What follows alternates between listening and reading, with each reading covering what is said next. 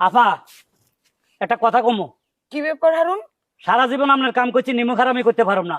যেটা সত্য কথা এটা কইয়া দিমু। তো তুই কাজ রেখে এখানে কি করছিস? কাজ তো মনে হয় অর্ধেকও হয় নাই।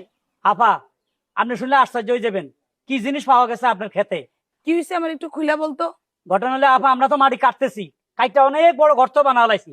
হঠাৎ দেখি শামিম কি একটা জিনিস লয় একটু সামনে যাইয়া খালি চাইতে আছে। আমি চিন্তা হইলো কি রে কি চাই মাটি কাটা থুইয়া, আমার সন্দেহ হইলো। আমি সামনে আগে চাইতেন, হাই আল্লাহ আফা চাইতেন শামিমের হাতে স্বর্ণের কলস। সে স্বর্ণের কলস পাইছে, ভিতরে অনেকগুলা স্বর্ণ। তখন আমি চিন্তা করলাম দেখ আবার কি ভাগ্য, চল এটা আফারে ফেরত দিয়ে আসি। সে আমার কি বলো জানেন? কি? এই বেটা এই ছোট লোকের বাচ্চা, কতদিন আর কাজ করুম? হ্যাঁ কতদিন আর কাজ করুম? এগুলা নিয়ে বিক্রি করে আমি কোটিপতি হমু। আমি এখন স্বর্ণকারের দোকানে যাইতেছি। এরা আমি অনেক বুঝাইছি, সেটা দুধ তোর আফার খেতা কিলাই, আফার কি জিনিস ফেরত দিমু? এটা আমার ভাগ্য আছে, আমি পাইছি, আমি লই যাইগা। হেরে আমি কইলাম দেখ পরের জিনিস মারা ভালো না, গুণ হইব, আফার জিনিস আফারে ফেরত দে। আমার ভাতটাই দেয় নাই, লইয়া স্বর্ণকারের দোকানে চলে গেছে।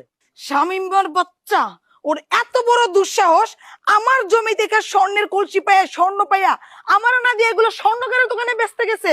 আবার আমারই মুখ জামটা দিছে। ওর একদিন আমার দিয়ে লাগে, ওর হড্ডি মাংস বুড়া করে আমি একটা কান্দে ঝুলাই দেবো। তুই এক করে শামিমা কই গেছে স্বর্ণকারের দোকানে না?